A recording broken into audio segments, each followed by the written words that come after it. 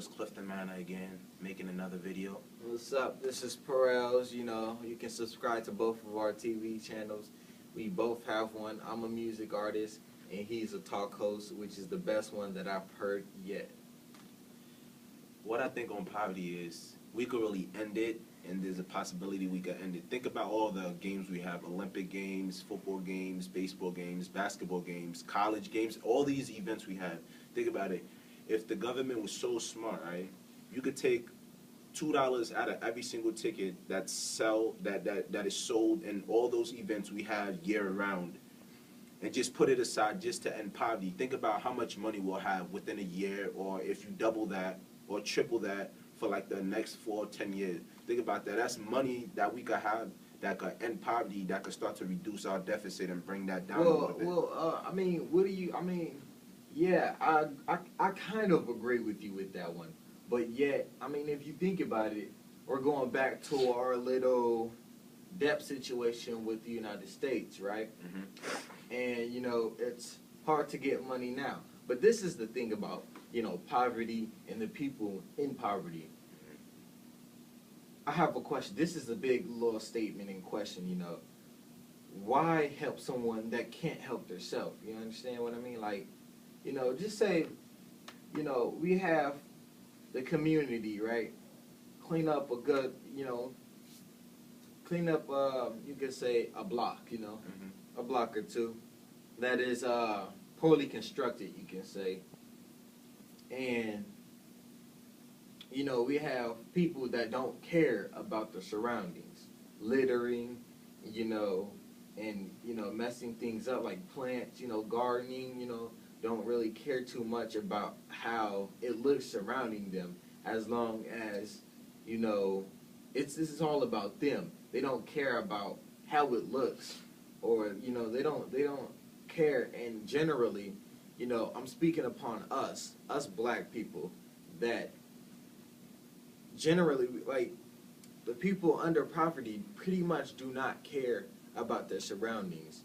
And that makes us look bad on our part, because there's some people that really try. There's some African American, which, you know, African American, I'm Black American, but there's still black people that still try to make a difference. But we have people under us that are just lacking and just like doing crimes, robbing the banks, doing all type of stupid things to make us look bad, which I think is stupid. If you have a group of young men like us trying to start an activist movement, why not try to join it and be a part of it, instead of trying to like make fun of it, or just like, oh, you guys are clowning yourself on the internet, because there's no point of it. At least be a part of the solution, instead of just trying to cause problems and make yourself look bad and make everyone else look bad. Yeah, why make games, you know? It's sad that even the older generation looks upon our generation and say, wow, this is not how it used to be, you know, the 80s, the 70s, you know, they were like, wow, this is different, you know. Where we from, you know, Springfield, Illinois, our death rate is becoming a problem, and the rate of young black men going to jail and being sentenced to prison is increasing by the year. I think that, you know, it doesn't matter on how big of the law enforcement that you have. It all depends on, you know, we gotta talk to these guys, you know. I mean, I'm one of them. I've been talked to before, you know. I was in that state where I was going out of control, you know. I didn't know what I was going to do. But there's a lot of opportunity out there. Like, seriously, like this lady, Tina, she's like a mother to me, basically, the CEO that comments on my thing. I talk on her wall, and Brian's like a brother to me. I only knew him for a couple of months, and the path he's going down and the path his girlfriend going down, I see them going down a successful path. But people just need to follow paths that's going to help them. I don't care if you don't have no father, if you have drug addictions. There's plenty of organizations out there that can really give you the natural resources you need and give you the help you need. You don't need to be running around here like a chicken with no neck. There's no point of it. So I think it's time for you to get your head straight, and there's too much opportunity out there in the game for you to just be slacking and just failing and falling behind like It's the rest. all in your head. Can I say something? It's all in your head. Okay, you know how people run around saying I'm like this because of how I grew up. I'm like this because of my mom, what my dad did. He went out on me. And you know, people blame it on them, but if they really cared about their life and they really wanted to get somewhere, don't you think they would try to change? They would try to be different from the people in their family and the people who raised them? Yeah, that it all depends. Yeah. Go ahead. And I think that's also true that she said, because I came from Africa.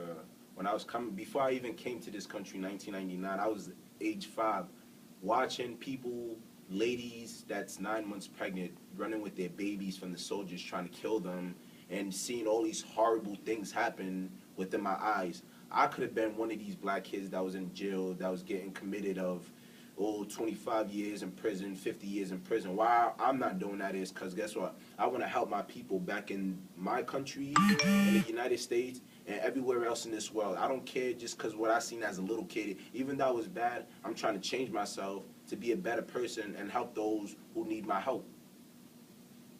I understand that. My type of background is, well, when I was younger, I wasn't really much of a social person, you can say.